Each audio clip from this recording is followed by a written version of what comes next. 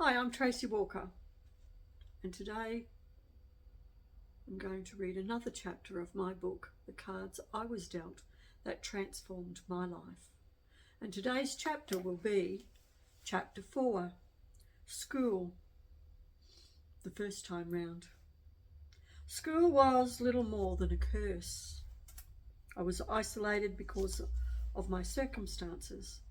My family had moved every time there was an incident, like whenever the arguing spilled out onto the street for the whole world to see and hear. I had no childhood friends. What was the point when we'd have to go and move again?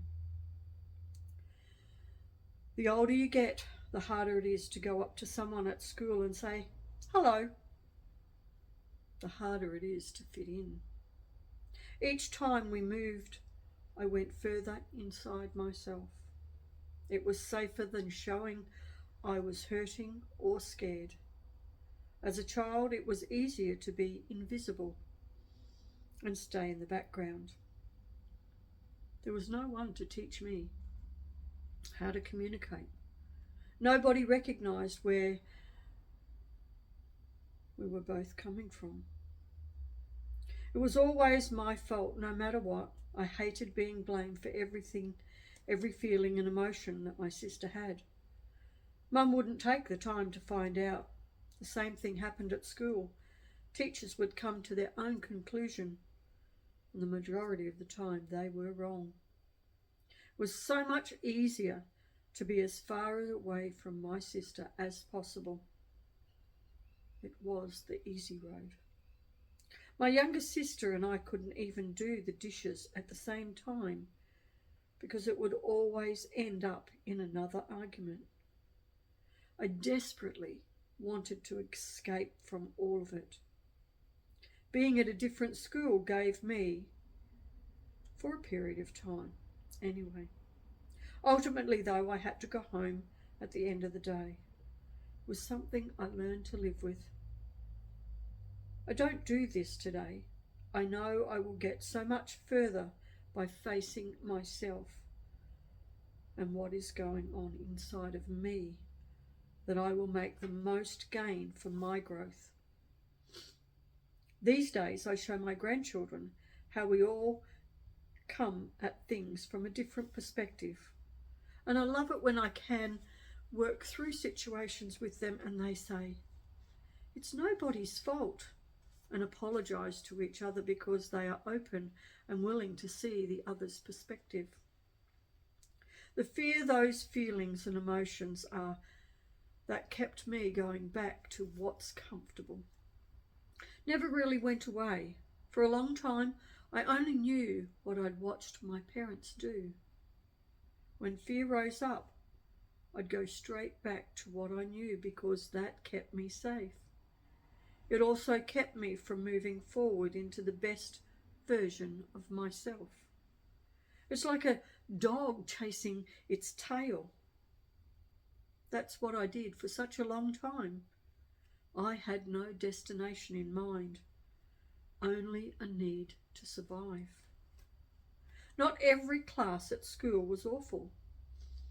I loved my business studies subject. I loved it because I was good at it. It was something I understood and I enjoyed. When I think about it, I was accepted into that class too. The teacher encouraged me and I felt good that I was achieving something in my life. I could have gone a long way if I'd stuck it out, but it was only a small portion of the rest of my school life, and at the end of the day, it wasn't enough for me to see it through and stay at school. Those deep-rooted limiting beliefs that have always held me back also stopped me from doing something I loved. The only thing that kept me going a lot of the time was the prize, graduating high school. Except I ended up not getting the prize. It was a decision I made, failing myself when I was at school.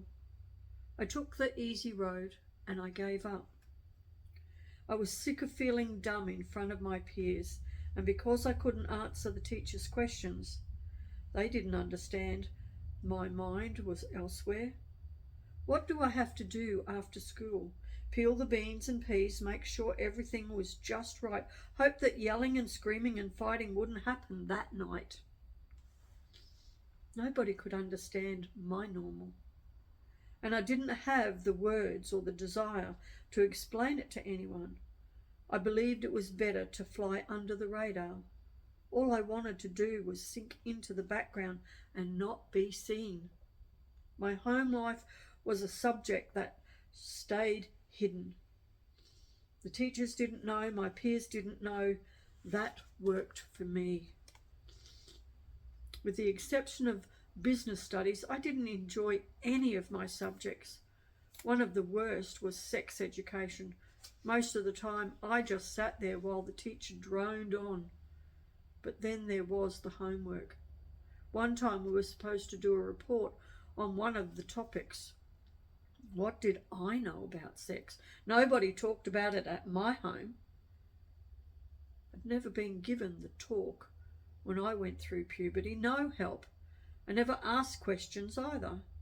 All of my focus was on getting my chores done so Mum and Dad didn't get into another argument.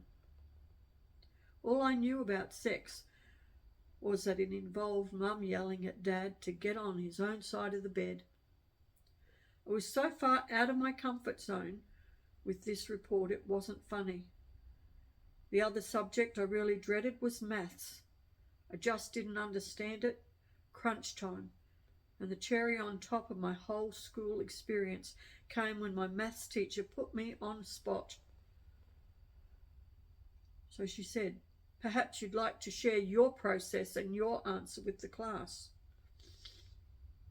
I physically shrunk down into my chair, sliding down and hunching my shoulders over to make myself appear as small as I felt. I didn't have any answer, let alone the right one. I knew that. The teacher also knew that, yet she still asked me. I sat there staring at a spot on the desk like a proverbial stunned mullet. The other students laughed. I had no idea what to do or what to say. All I wanted was to disappear. Dumb. That's how I felt all the time. But right at that moment, I'd never felt more stupid.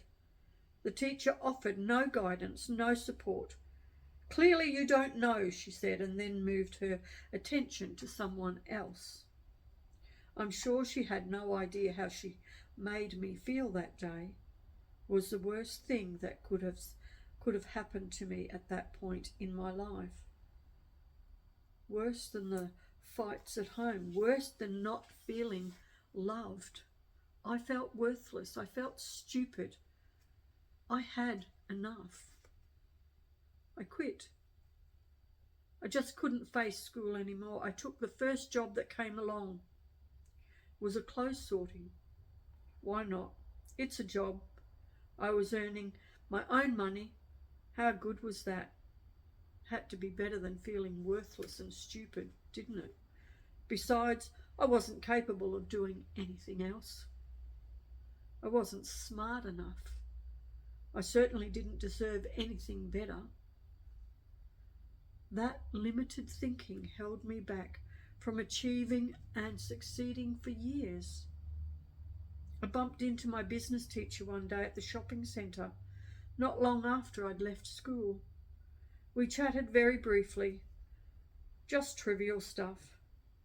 She turned to go, then looked back at me at the last minute. "You had so much potential to go a long way in business," she said.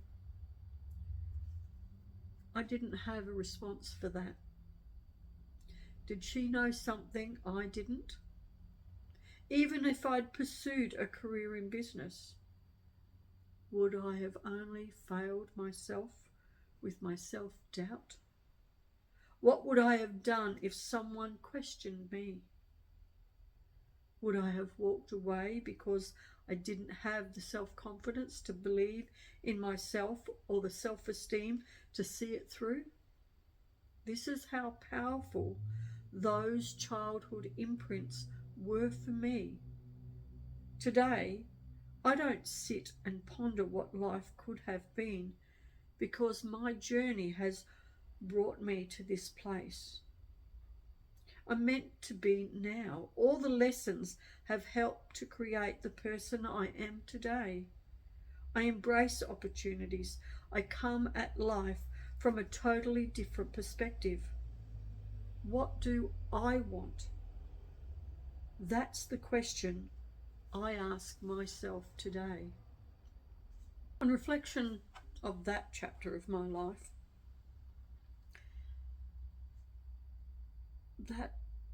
that's all I knew. And I did take the easy road. What I've learnt looking back on it is the easy road is not always the best road. The question I'll ask is, life is what I want to make it.